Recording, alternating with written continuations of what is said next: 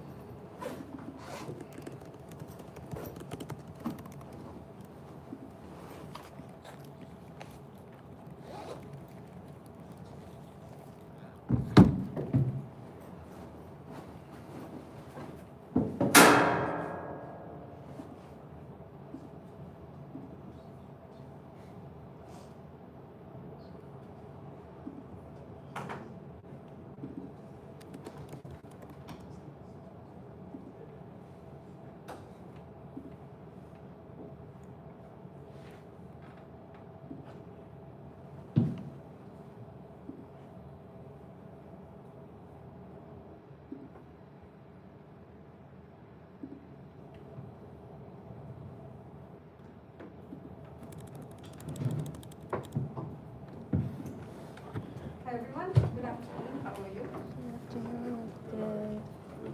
So today we're ready to continue with the last part of the classification chapter. So if you recall, we had talked about classification. We did classification using Excel. We also did classification using R. with the example that we had done in Excel. So we're following a similar format to what we did with regression, which is that we go through the concepts first, then we see how to do it in Excel, see how to do the same thing in R, and then see how to do things in R that are not easy to do in Excel. So we're following the same structure. So we did the whole concept behind classification, how to do it using Excel, how to do the same problem using R, and today we're going to do a different problem which will do things that we won't be able to do in Excel. So such as we're going to do the k-fold cross-validation method. So we'll do that, and then depending on how it goes with time, we can start our next chapter. We also have the class exercise today. So we have exercise 6. Exercise 6 is based on classification using R, and is going to be very similar to the one that we're going to do now, for which the script I've already posted to Canvas. So the script for the problem with me now is already on Canvas. So any questions about it? And just doesn't have to be just about it. If there's any other questions. So thank you to those who went ahead and put your preferred date for the Tableau team presentations. So we're going to have 4 presentations a week from today, and then 1 on December 4th, which also means that our last exercise will be on December 4th. So Tuesday we will meet via Zoom regular. Thursday we will primarily be doing the Tableau team project presentations. The following Tuesday regular on Zoom. The following Thursday Thanksgiving. Tuesday after that regular on Zoom. Thursday after that 1 Tableau presentation. And then the Thursday after that, I think, is our final exam. Is on Thursday. Okay. Any questions about this? Okay, so let's go. So we already did the example that we had done using Excel. We already did using R, which is read the data. Change the data type was basically making whatever it is that you're predicting, making that into a factor. That's important for KNN classification or any classification. R needs to know that this is a factor. So we changed that. We standardize the data. That's also super important. We've talked about this a few times. How, like, with the age and income example is the one we've been using. 20 years difference in age is very, very different from $20 difference in income. So the standardizing becomes very important. We ran the KNN model, and then we used it to classify new data. Finished doing all of this. So I'm going to do another example, which will do things that we really won't be able to do in Excel. So this is an example from the chapter appendix, but I've modified it a little bit. So it's called the high sales example. And we are trying to predict whether it's talking about sales of car seats, and you're trying to classify whether this store will have high sales or not. And the reason for doing that could be like you're going to put some resources towards the sales that might have potential for high sales, as an example. So we want to be able to identify those. So the categorical variable that we're going to classify / predict is whether the store has high sales. Predictor variables are the price that's being charged by a local competitor in our area, the income in the local area, how much advertising budget we have, what's our population, so that's the people who are going to buy our product, what's our list price, and then the shelf location, like whether the location of the car seat is in a bad location, medium, or good on the shelf. That's an important part in promoting a product, like where you put it in the store. And then the average age of the local population, that might have something to do with whether they want to buy car seats, and the average years of education of the local population. So that's all in the data.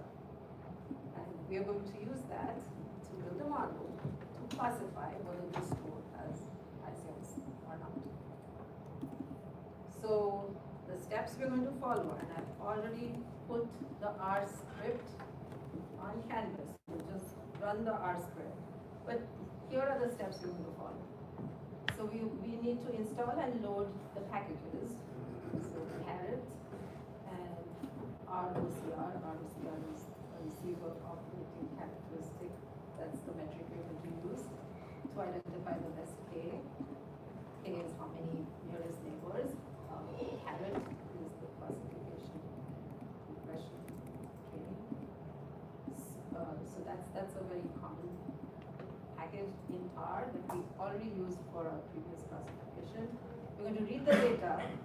One difference we're going to have here is we have to create dummy variables for the categorical variables. And what do we mean by that? The location in the store is classified as like good, medium, bad.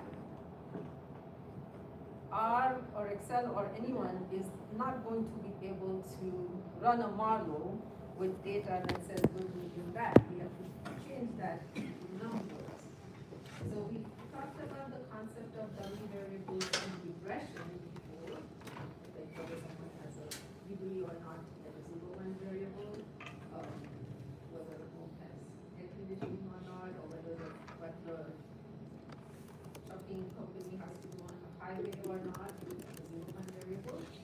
So those are dummy variables. So we have to ask R to make dummy variables for the categorical variables. In this case, it is that travel location. So for good, medium, and bad is going to turn it into zeros and ones.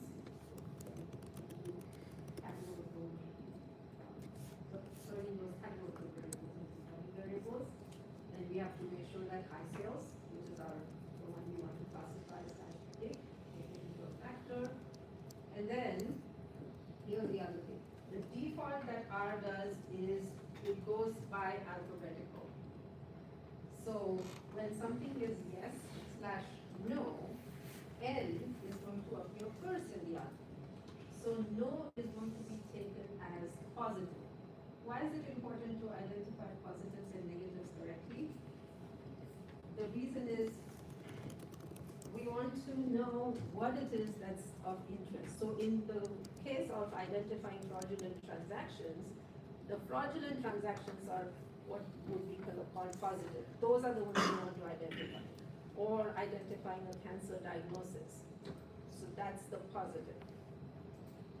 In the case of the loan approval, credit approval example, the data was pretty balanced and it was approved and reject. So approved in alphabetical, A came first, that became positive, which is how we wanted it. Here, with the yes, no, N comes before Y in the alphabet.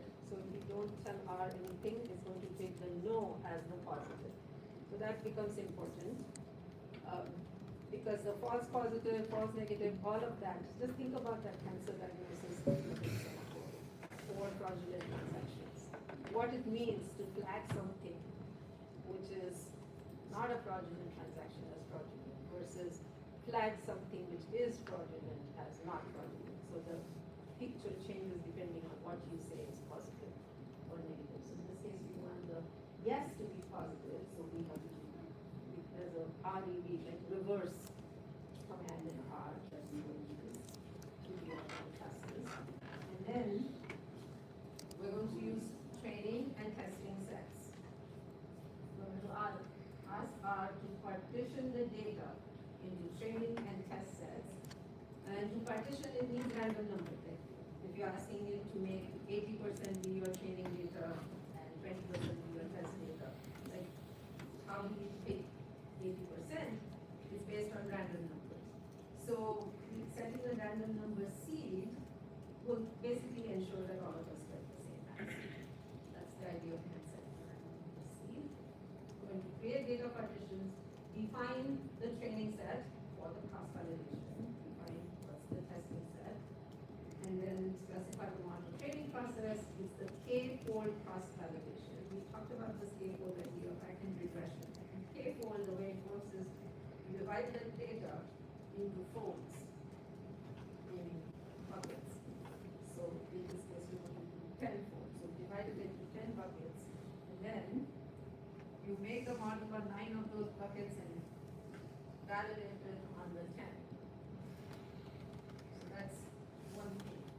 Then the second bucket becomes the validation, and everything else becomes the training. So you keep trying it with different ones, the different folds being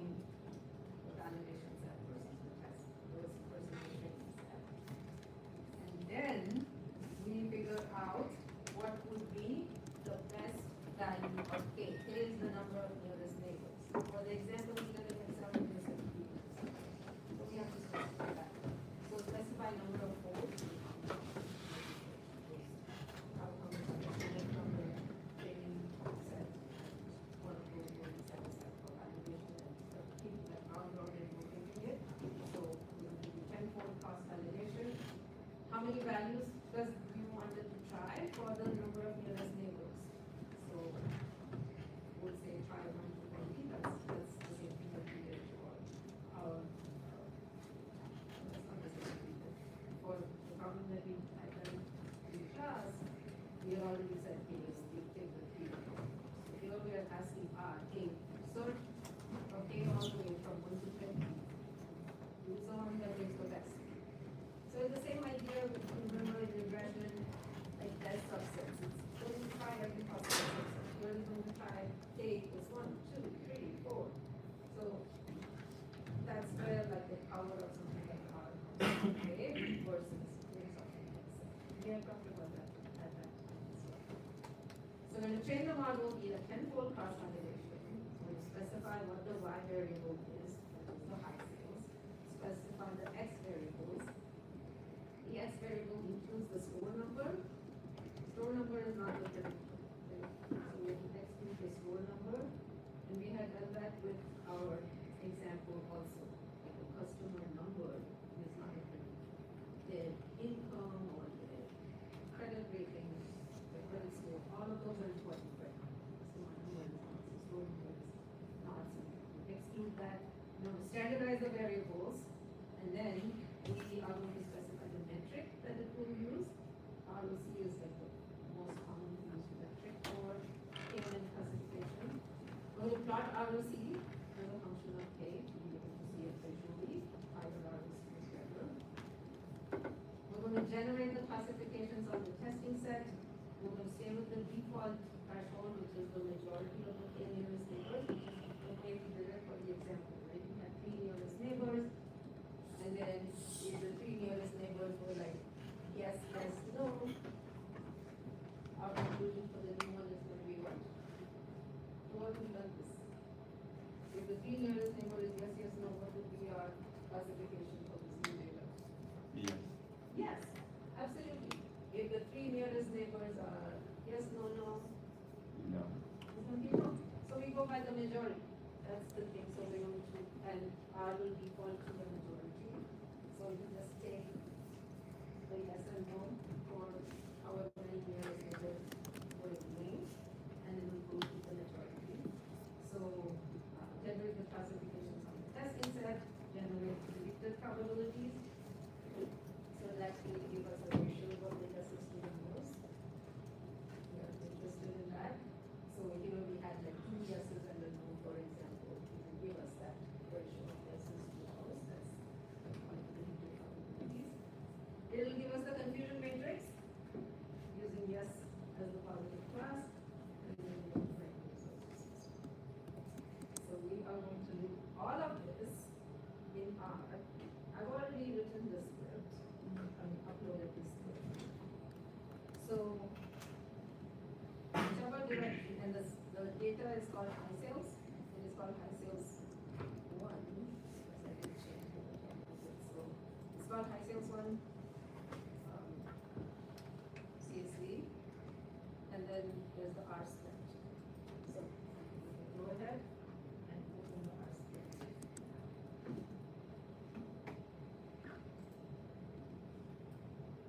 I just opened it, I haven't run it.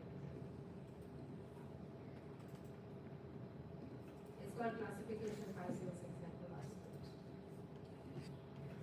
The file on Canvas is called classification R sales example. Classification high sales example R script.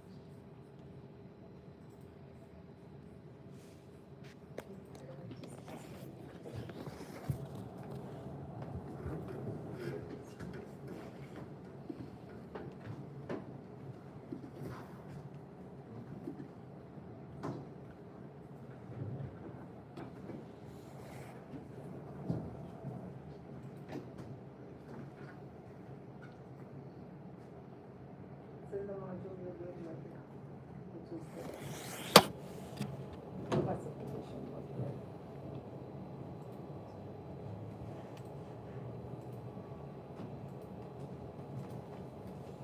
Whoever is interested, please have it open. Does anybody need any moment?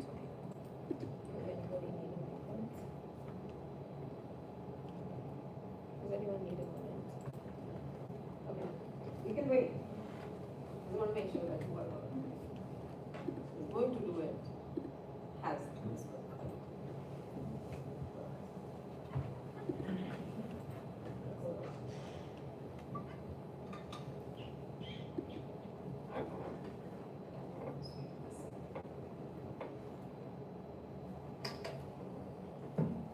Just sweeping everything so that we start fresh. So this is what yours should look like. We have the R script on the source. So in this is the source, this is the console, that's where you have the history, this is where you have plots and so on. So the R source, R script partition. We have that.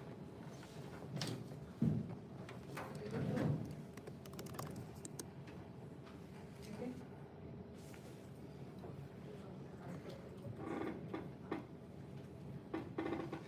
Okay, great. So we'll go through this step by step basically. We'll just run it one at a time.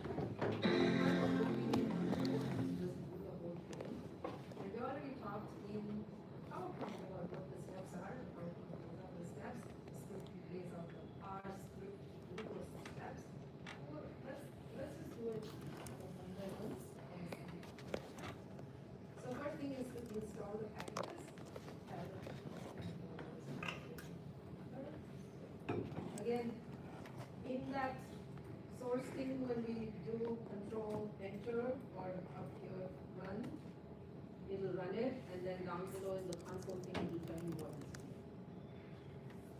So the R script file is up there on the top left, and then on the bottom left is W1. And at any time, if we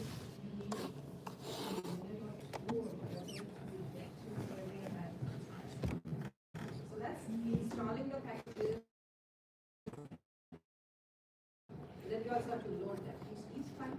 You don't have to install the packages each time. You have to load them each time.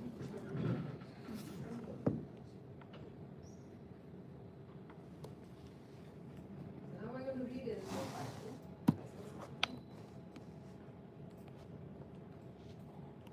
And then the string from the data frame, it will just tell you what the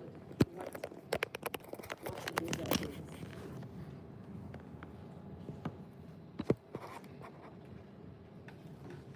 So here it's telling me that store, which is that store number, which is not really a variable of interest to me, but that store number is store, the computation price, income in your area, advertising budget, population, price of our currency, the shelf location, this is all the same as bag, or medium. And then the age of people in the area, the education, years of education, and then that house is this. So it's just telling me, hey, I've read your data, and this is what is in your data. And it's just giving you the values.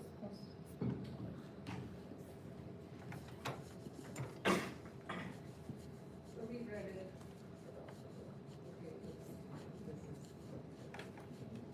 Now we need to create dummy variables that shelf location, good, bad, medium. R is not going to be able to process that, so we have to turn that into zeros and ones. So we have to create those dummy variables. And this whole thing will do that. Not this whole thing. This one will do that. And then let's just talk about what this will do. So this first one is saying high sales is what we are going to predict slash classify. So leave that alone. That's the one we're going to classify. And then we're just going to just look for everything else and make dummies. And then now we want to put the dummies back with the high sales. But now we're going to call it data frame high sales. So we just want to call it high sales. So just call it high sales. That's basically it. Do all that.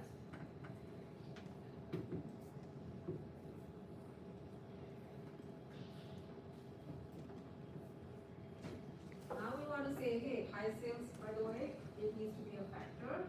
Right now it's just saying it's a character, I guess, no? To be able to classify it, it needs to be a factor. This portions of this we did with our credit approval data. When we had done the credit approval data example, we had done portions of this in that before. So we had done this converting it into a factor. Now we need to tell Excel, we need to tell R, hey, just reverse that yes, no, because yes is the positives and R by default will be alphabetical, N comes before Y in the alphabet, so it will take a no as the positive. So we're just going to tell R, hey, just reverse this. So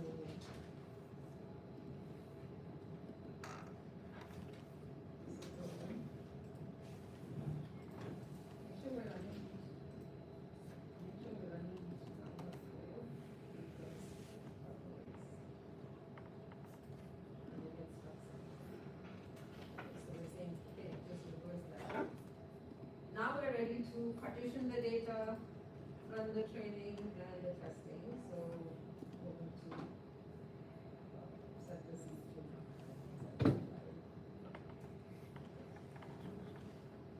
So the next thing is we're going to create these data partitions, and that P equals 0.8 is basically saying that 80% of the data is set aside for training and the rest for testing. So this thing will basically do that. We're saying, hey, take like 80% of the data for training. So then we're going to say, hey, that is the training data, the one that you just did with 80%. That's the training data. And then the testing is when it says minus index range, basically saying everything else put it in testing.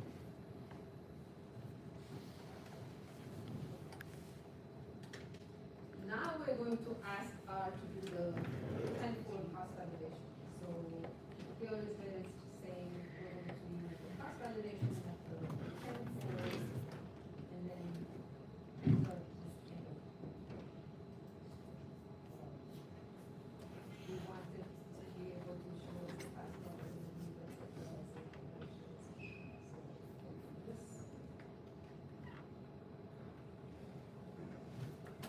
we also need to tell our, hey, how many values of nearest neighbors do you want to try?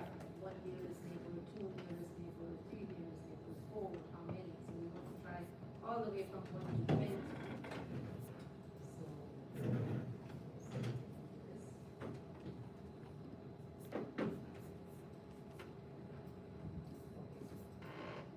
Now comes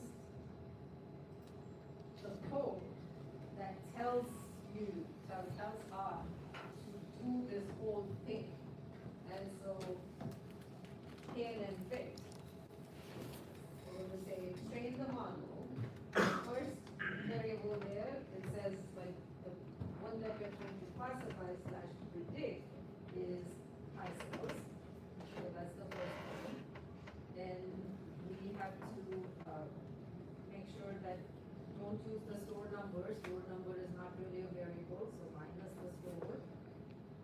And then we're going to use the training data. The method is going to be KNN. And then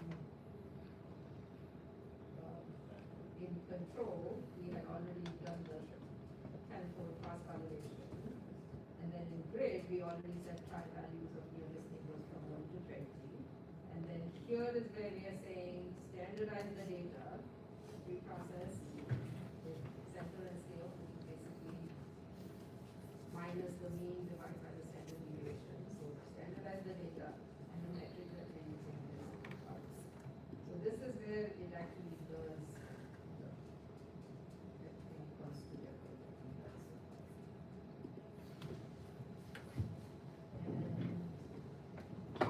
And still guessing, just tell me what's going on. So here is where it's telling me what's going on. So it's done the k nearest neighbors. That's census data number of things. Here is where it's telling me for each value of k, remember we asked it to try everything from k equals 1 to 20, and that ROC number, higher is better. So ROC, what it does is it tries to balance the true positives and false positives. That is, trying to reach a balance between true positives and false positives. So let's just think about it a little bit. If we have a situation which we're trying to detect fraud, right? And let's say only 1% of your transactions are fraud. It's not like every transaction is not going to be fraud. Or 1% or even less than 1% of your whole data is going to actually cancel. So it's a small percent. So now, with that in mind, we can just say all your transactions are clean, no fraud at all. Or we can just classify all of our test results as no cancel.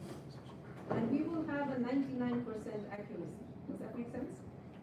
Because there are very few cancel or very few fraudulent transactions. So we could as well say, hey, we're just saying there's no cancel at all here, or there's no fraudulent transactions at all. It will be 99% accurate.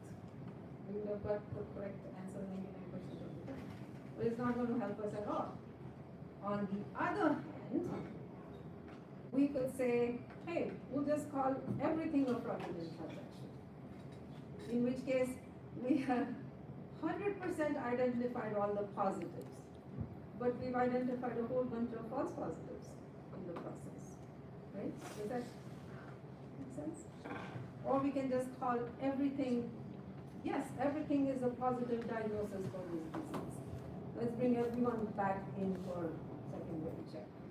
And so we've got everyone, and we have a whole bunch of false positives. So we have to achieve that trade-off.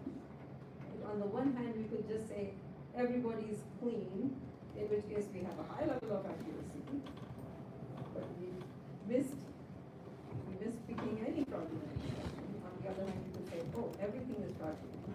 In this case, we picked all the fraudulent transactions, which we picked a whole bunch of false positives. So ROC tries to balance this. We really want to get the true positives without getting too many false positives. And so that's the balance that this ROC does. So we want the K with the highest ROC. So in this case, if you look at it,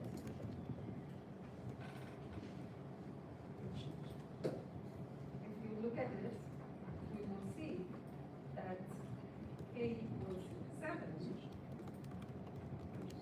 That's the highest one. If you just look at it, we asked it to check everything from 1 nearest neighbor to 20 nearest neighbors. So we asked it to do that, which it has done. And so now it's telling me that ROC was used, and K equals 7, we can see K equals 7 is the highest ROC. So all good so far. Now if you want to see a picture of ROC as a function of K, this is going to show up here. And you can see that it's as K is the number of neighbors. Right? We asked it to check everything from 1 to 20 nearest neighbors. And it's telling me I'm finding, and it's kind of and then this is like 7. It's already giving me the numbers. It's telling me that I'm going to use K equals 7. It's giving me, So it's saying that given the 9 variables, that if you were to insert a new data point in there, the best amount of comparable sets you should compare it to is 7, like the 7 nearest neighbors of that data point. To yes, classify it. exactly. Exactly, that is exactly what it's saying. If you bring a new store, look at the 7 nearest neighbors of that new store.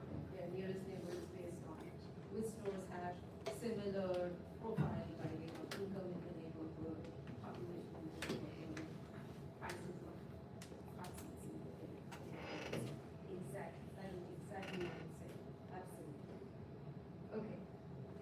So now we wanted to make those predictions on our testing data. So we have a whole bunch of data that we set aside for testing.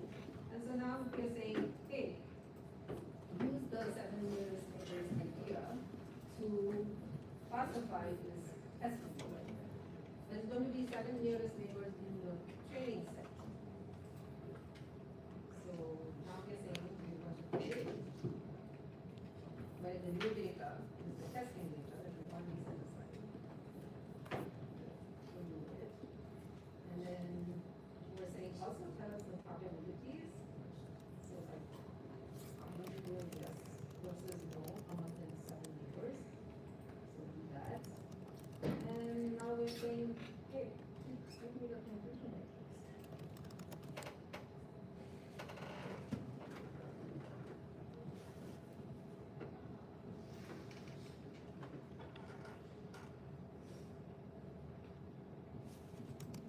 And so here is the confusion matrix. We've already talked about the classification confusion matrix before. So reference meaning the actual, so to speak. So actual yes and predicted yes was 10. Actual no, predicted no was 59. And then here is where we missed stuff. Okay. It was actual no, but we predicted yes. And it was actual yes and we predicted no. So it's used the nearest neighbors from our training set, applied it to our testing set. We already have what the actual was, so now we're using to compare actual versus predicted and get this thing we did back in Excel.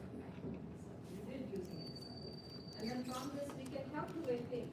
So we can calculate things like accuracy, which is common time to get it right.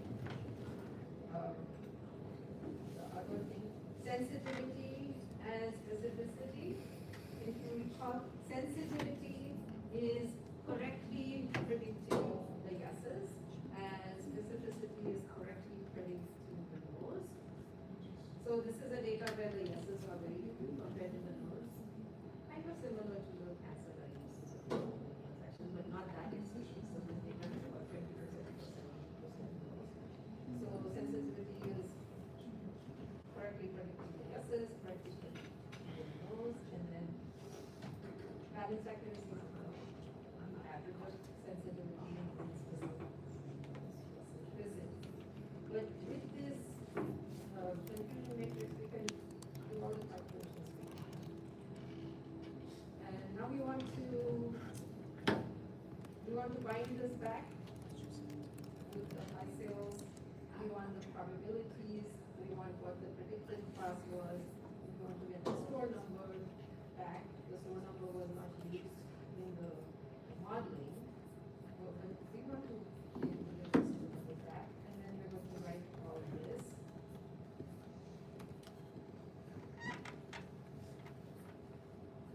So we're going to copy it back. So in probability conditions, let's see. In probability conditions, we should have it. Okay, I have this. Just generate it to PM. And let's just see what it's telling you.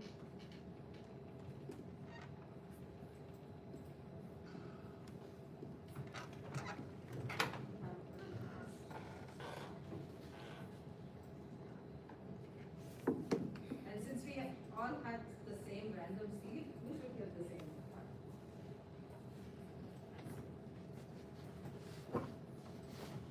Okay. So this is basically telling me, these were the store numbers that are in that estimate.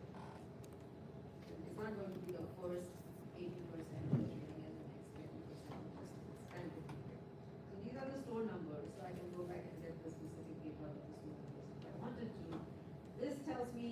among the k nearest neighbors of that store, 85%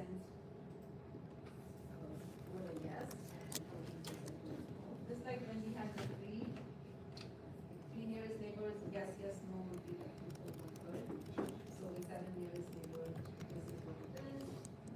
This is what it had predicted, and this is what it actually was. Predicted would just be from the majority of the yes or no. So here is going to predict no, here is going to predict yes, here is going to predict yes. Go by majority. So this is what is predicted, this is what the actual was. So we can actually do a pivot table with this and get our confusion matrix. And it will be the exact same confusion matrix. But if you again remember when we started this chapter, we did a simple example of using like this the credit score and getting the predicted, and then we use that to get the confusion matrix, and then use that to make calculations. You can do the same thing.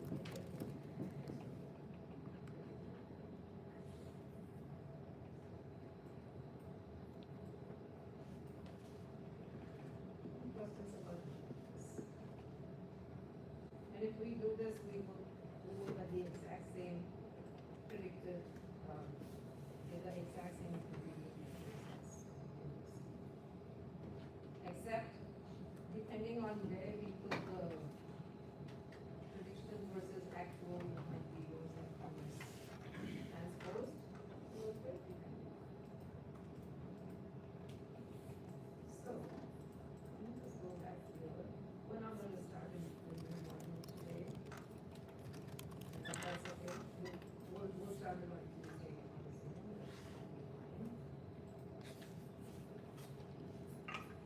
So I just want to wrap this up before we switch to the exercise. So we did all of this. We already did all of this. And so I want to summarize with this additional example. We did some additional steps beyond what we had already done earlier, which we were able to do in Excel. Now we've done some additional steps, creating double variables or categorical variables, partitioning data and treatment and testing, doing this A-fold cross-validation, and trying out a range of values for A, using the ROC curve. And then everything else was similar to what we had already